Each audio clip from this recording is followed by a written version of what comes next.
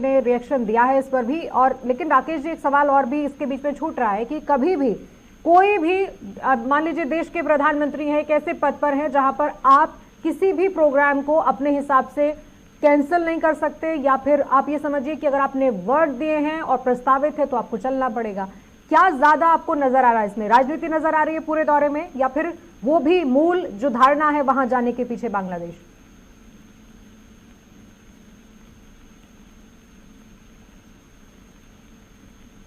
माननीय प्रधानमंत्री का जो दौरा है वो चुनाव आयोग से चुनाव तिथि तय करने से पहले से है, चुनाव बाद में तय हुआ। ये कार्यक्रम प्रधानमंत्री राष्ट्रपति का सालों पहले बन जाता है, क्योंकि वहाँ का 50वां वर्षगांठ था और एक बहुत बड़ा काम था। अगर भारत के प्रधानमंत्री को न बुलाया जाता तो किसको बुलाया जाता? पाकिस्तान के प्रधानमंत्री को, क्योंकि भारत ने आजादी में भूमिका दी। माननीय प्रधानमंत्री जी ने इंदिरा गांधी का नाम लिया, कहा कि इंदिरा गांधी की भूमिका को नकारा नहीं जा सकता, तो ये प्रोटोकॉल था कि हम ही ने उनको मदद किया तो हमको बुलाते। पहली बात तो ये तो कहीं से भी राजनीति नहीं है। दूसरा आपका प्रश्न है कि टाला जा सकता, सरकारी दौरा टाला नहीं जा सकता प्रियंका जी। हाँ, वो जो मंदिर जाना, मथुरा समाज को संबोधित करने की जहां तक बात थी, तो मेरे लिए प्रधानमंत्री जो वर्तमान वाले हैं, ये जिस जगह पर जाते हैं, बंगाल जाते हैं, उड़ीसा जाते हैं, कर्नाटक जाते हैं, या दुनिया के किसी भी भाग में जाते हैं, तो कोशिश करते हैं कि वहां के धर्म स्थलों पर जाएं, चुनाव हो ना हो। ये पहला प्रधानमंत्री है जिसने ये नहीं देखा कि मैं धर्म सब में जा रहा हूं तो ये कोई सांप्रदायिक हो जाऊंगा, धर्म से प्रभावित होगा। वो जाते हैं और जाते रहेंगे, इनका परंपरा रहे, कोई नया पहली बार नहीं करते। पहली बात।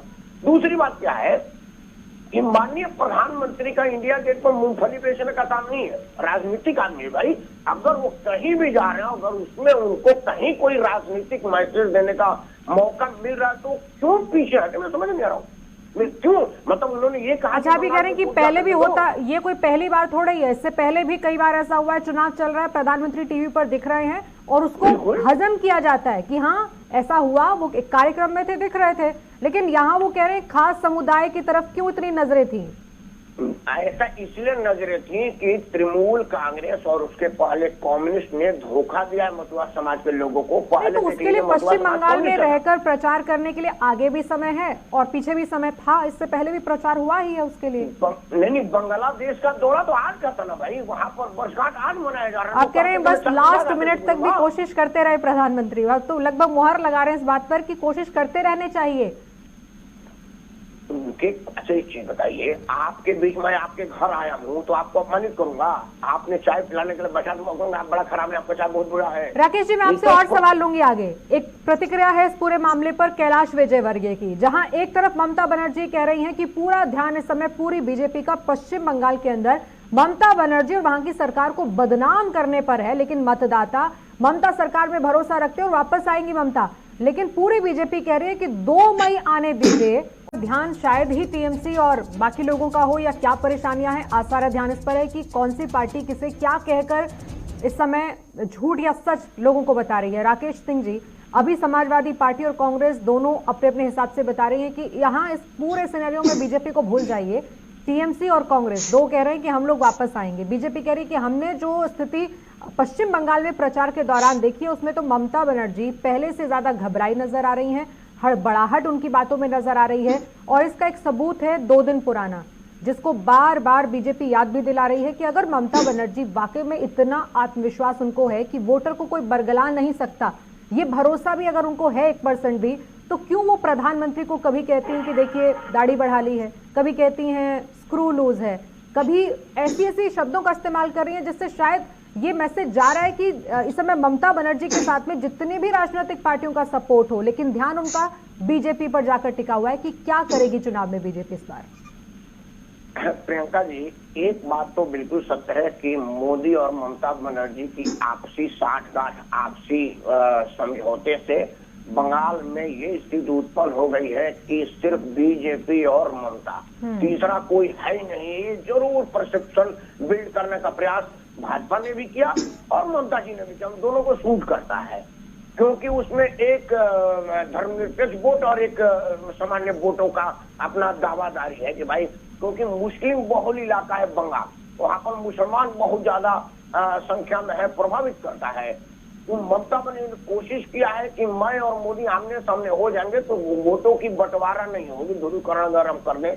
इस मामलों में ममता जी और मोदी जी दोनों का मिली भगत है, ये मैं बिल्कुल दिख रहा है, इसमें कहीं कोई संदेह वाली बात नहीं है। रहा कांग्रेस का और वो समाजवादी पार्टी का, पूरे प्रचार में कांग्रेस और छोड़िए ममता और मोदी का अलावा कोई कहीं दिखा भी नहीं।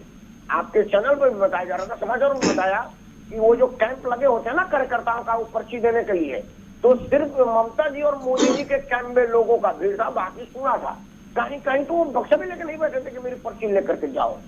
ये स्थिति है। कांग्रेस तो विशेष तौर से मैं बड़ा अफसोस के साथ कह रहा हूँ कि उनके सबसे बड़े नेता का बस का भाड़ा नहीं था बांग्लादेश जाने का, जाके प्रचार के कहाँ है बेचारे, जो लोग सीरियस ही नहीं लेते, नॉन सीरियस पॉलिटिक्स करेंगे आप वहां पर और उम्मीद करेंगे कि लोग आपको पूछे, आपको लोग वहां पर वोट दे। कैसे वोट देगा? फट टाइम राजनीति करेंगे आप। भारतीय जनता पार्टी का इस बात के लिए बधाई दीजिए कि वो चाहे निगम का चुनाव हो, काउंसिलर का चुनाव हो, विधानसभा का हो या राज्यसभा, राष्ट्रसभा, लोकसभा का हो, उतनी सीरियस उसका आला दर्जे का नेता मोदी से लेकर शाह तक ले फायर ब्रांड योगी जी तक जाता है प्रचार करने के लिए, और राजनीतिक होने के नाते ये उनका धर्म भी है। ठीक है, अनुज आत्रे जी इस पर जवाब दीजिए। कांग्रेस ये तो कह रही है कि हम 2 मई को बताएंगे कि सरकार बना रहे हैं, लेकिन उससे पहले नेता क्यों नहीं जा रहे हैं प्रचार करने? क्या पश्चिम बंगाल की इकाई वहाँ कार्यकर्ताओं के साथ एक छोटी सी बात बताइए, जो इस समय कांग्रेस कह रही है, टीएमसी कह रही है, बीजेपी भी लगभग वही चीज कह रही है कि हो हल्ला या फिर हिंसा ना हो या शांति से मतदान हो जाए, ये पश्चिम बंगाल में कैसे हो जाएगा? कहीं भी ना तो राजनीतिक पार्टियां बदली, ना इनकी रणनीति बदली। अब मतदाताओं को कैसे उम्मीद करेंगे कि अब वो जो पिछले 10 साल हैं उसमें से कुछ टटोल रहे हैं, या दूसरी पार्टी जो समझा रही है उसे क्या समझ रहे हैं? यहाँ तो हर हद तक कोशिश हो रही है कि हर वक्त कुछ ना कुछ ऐसा पश्चिम बंगाल से आ रहा है जिसमें या तो बीजेपी कसूरवार है या टीएमसी का, कोई ना कोई तो होगा इन सबके पीछे जो अशांति फैला रहा है। प्रियंका जी, रक्त चरित्र बंगाल का जीन में है, मैं क्षमा चाहता हूँ इस शब्द का इस्तेमाल करते हुए। ये कोई आज का टीएमसी का या उसका नहीं है। सिद्धार्थ शंकर रे जब मुख्यमंत्री से हटे थे, ज्योति बसु मुख्यमंत्री बने थे, तो विजिटर रजिस्टर मंगाया गया था ज्योति बसु के अंदर कौन कौन मिलने गया है। उसके बाद जो पुलिस से पिटाई उन लोगों को हुई थी वो दुनिया जानता है, भूला नहीं है। तो रक्त चरित्र बंगाल का नया चीज नहीं है, पहली बात। दूसरी बात आपको बताऊं कि वहां पर नया कोई आदमी नहीं हुआ। जो पहले सिद्धार्थ शंकर रे के साथ थे वो ज्योति बसु के साथ हो गए, डर के मारे, लट के मारे, जो मर्जी या लालच के मारे। जो ज्योति बसु के साथ 30-35 साल तक कैडर था, वही कैडर ममता बनर्जी के साथ आ गया। वो जो लालच हो का है वो मैं नहीं जानता, बताना भी नहीं चाहता, उचित नहीं आपके चैनल पर। अब वही कैडर वापस भारतीय जनता पार्टी के पास आ रहा है जी। तो मान लीजिए कि मैं चोर था ज्योति बसु के टाइम, तो ममता बनर्जी में मैं चोरे था, भाजपा में आऊंगा तो मैं चोरे ही रहूंगा ना भाई। मैं ही आया हूँ, मैं ही जा रहा हूँ तीनों जगह, तो कैसे चरित्र बदलेगा? भारतीय जनता पार्टी जो चाल चेहरे की बात करती है, उसने कहा कि मैं उस शुभेंदु को नहीं लूंगा जिस पर घोटाले के इल्जाम हम ही ने लगाया था, भारतीय जनता पार्टी ने लगाया था। आज पूरे प्रकरण में शारदा नारदा का नाम सुनिए आप किसी का मुंह से? कोई आदमी एक बार चर्चा का, क्योंकि सारे शारदा घोटाले वाले भाजपा में आ गए। सबसे बड़ा दिक्कत भारतीय राजनीति में यही है, चाहे भाजपा हो कांग्रेस हो, यहाँ पर राजनीतिक चरित्र है। एन केन प्रखेण हमको राजनीति में जीतना है, और ये जब तक रहेगा ये रक्त चरित्र बदलेगा नहीं। क्योंकि आखिर आप किसी का मर्डर कर देते हैं भाई, क्या लाभ है? वो लाभ जिस दिन जनता को पता चल जाएगा कि ऐसे क्या लाभ है कि आदमी का जान ले लेता है, उसी दिन हमारा देश सुधर जाएगा। और ये नेता आपकी बात जानने देंगे नहीं।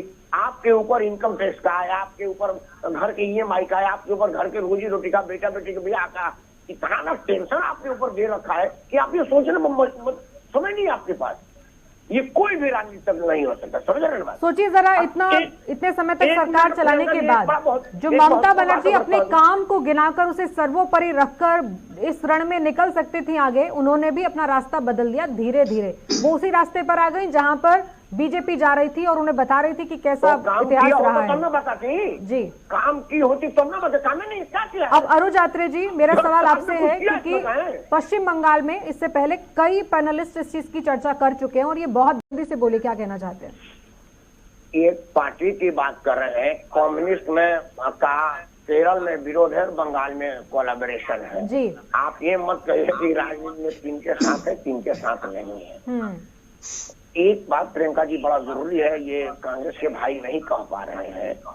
कांग्रेस की जितनी बढ़िया छत्तीसगढ़ में नीति चल रही है, छत्तीसगढ़ के मुख्यमंत्री को वहां भेजा गया था, वो बेचारा अपने नीति का बयान करने लगा, उसको वापस बुलाया। आपको पता है, ये कांग्रेस के भाई को नहीं पता होगा, ये गोबर होता है ना जो हमारे यहाँ फेंक दिया जाता है, अगर आपके 2 टोकरी गोबर है, आप ब्लॉक पर के जाइए, आपको नगद पैसा दे देगा। वहां पर किसान का सीलिंग नहीं है कि तुम्हारे पास 1 एकड़ जमीन है या 100 एकड़ जमीन है। सामान्य इज्जत है, सामान्य काम है उनका। बहुत बढ़िया छत्तीसगढ़ की इतना बढ़िया सरकार अभी काम करी है, लेकिन एक बार बंगाल में किसान आंदोलन पूरा देश में है, एक बार कहीं पर छत्तीसगढ़ की बात ना तो छत्तीसगढ़ के नेताओं से कहने दिया गया। असल में क्या है कि जो राजीव गांधी के वंश मतलब राहुल जी, प्रियंका जी कहेंगे वही ऑफिशियल होगा। अगर कोई बढ़िया बात जो देश हित में और उसके हित में होता हुआ होगा, उसको रोक दिया जाएगा। मतलब स्थिति यह है कि जैसे अनुज यात्रे जी एक कमेंट जल्दी से कीजिएगा, दिनेश सिंह जी के पास, उसके बाद